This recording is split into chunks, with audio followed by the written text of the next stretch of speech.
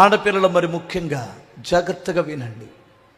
వాడిప్పించే ice క్రీమ్కి, వాడిప్పించే పిజ్జాకి, బర్గర్కి, వాడు తీసుకొని వెళ్ళి పెట్టించే బిర్యానీకి, అర్థమవుతుందా, ఆశపడి తల్లిదండ్రులను మోసం చేస్తే ఆ శాపం ఉరికినే పోదు మీకు.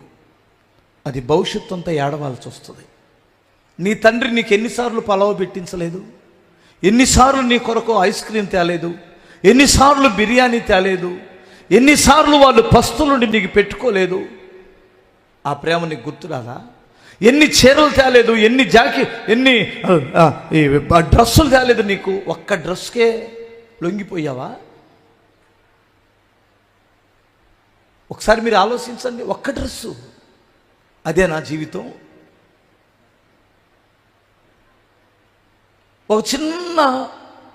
ఒక చిన్న హెల్ప్కి ఆడు దేవుడా? ఎందుకు మోసపోతున్నావు?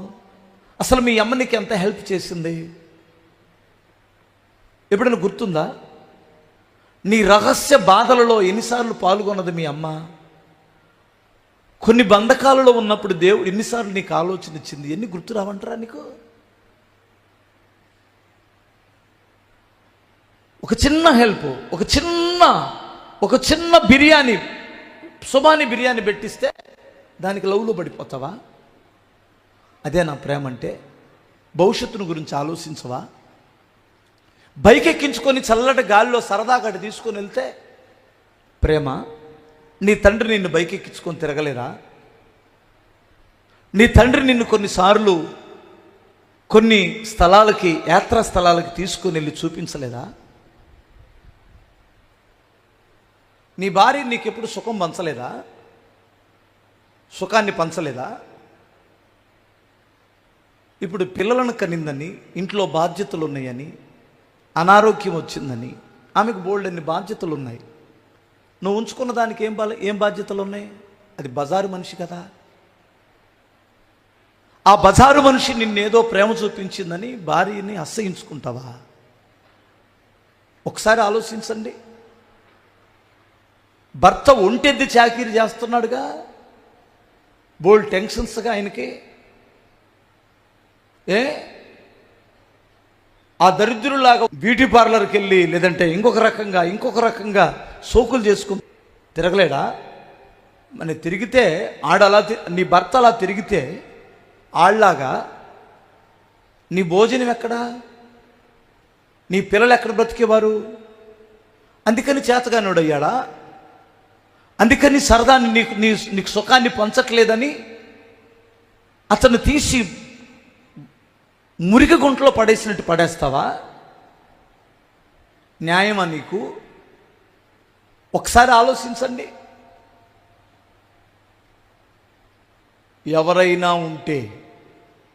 ఎవరైనా నీచమైనటువంటి సాతాను యొక్క ఉరిలో పడిపోతే, పడే స్థితిలో ఉంటే వారి కొరకు చెబుతున్నాను నేను ఈ మాటలు.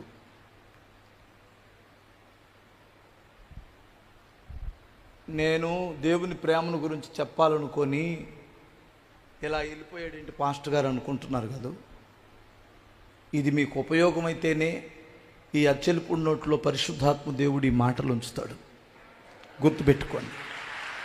మీకు కానీ, నీ పిల్లలకు కానీ, నీ కుటుంబానికి కానీ ఇది మేలుకరమైనటువంటి విషయాలు. ఇవి న్యాయంగా ఆలోచించండి. నీ భార్య నీ కొరకు ఎంత త్యాగం చేసిందో ఆలోచించండి. ఆమెను మోసం చేసి నువ్వు బాగుపడతావా? పక్షవాతంతో మంచం పడితే ఏమవుతావు? నీ భర్తను నువ్వు మోసం చేసి బాగుపడతావా నువ్వు? ఒకసారి నువ్వు లేకపోతే చచ్చిపోతాడు. అదే కదా మీ బెట్టు అదే కదా. 3 రోజులు మీ అమ్మోళ్ళ ఇంటి దగ్గరికి వెళ్తే ఉండలేడనే కదా నీ లెవెలో. తెగిందాకా లాగమాకండి తాళ్ళు. నువ్వు అలాగే బెట్టు చేస్తే ఇంకొక దారి చూసుకుంటాడనే పరిస్థితులు ఆలోచించు.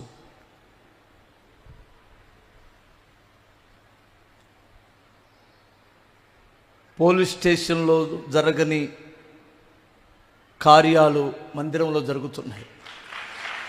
పోలీస్ స్టేషన్లో వాళ్ళ వల్ల కాంటల్లా కొంతమందిని సమాధానపరచడం, కొంతమందిని మార్చడం, తన్ని లోపలేయడం తప్ప, తన్ని కేసు బుక్ చేసి రిమాండ్కి పంపించడం తప్ప, కొన్ని సంఘాలలో దేవుని దాసుల ద్వారా అనేక కుటుంబాలు దేవుడు కడుతున్నాడు. గంజాయికి పాపానికి అలవాటు పడిన పిల్లలని పోలీసులు కూడా కంట్రోల్ చేయడం వల్లగాక ఇక వాడి కర్మ వదిలేయండి అని అంటున్నారు. దేవుని సన్నిధిలో మార్పు చెందుతున్నారు వాళ్ళు. దేవుని సన్నిధిలో మార్పు చెందుతున్నారండి. 12 సంవత్సరాలు 13 సంవత్సరాలు బాబు కన్నీళ్లు పెట్టి ఏడుస్తుంది. నా బిడ్డ 12-13 సంవత్సరాలకే సిగరెట్లో ఏదో పెట్టుకొని తాగేస్తున్నాడన్నా, మత్తుగా పడిపోతున్నాడు, లేస్తే చిరాకు పడతాడు, చాలా చాలా నీచంగా ప్రవర్తిస్తున్నాడు. బుడ్డోడు 12-13 సంవత్సరాల పిల్లవాడు.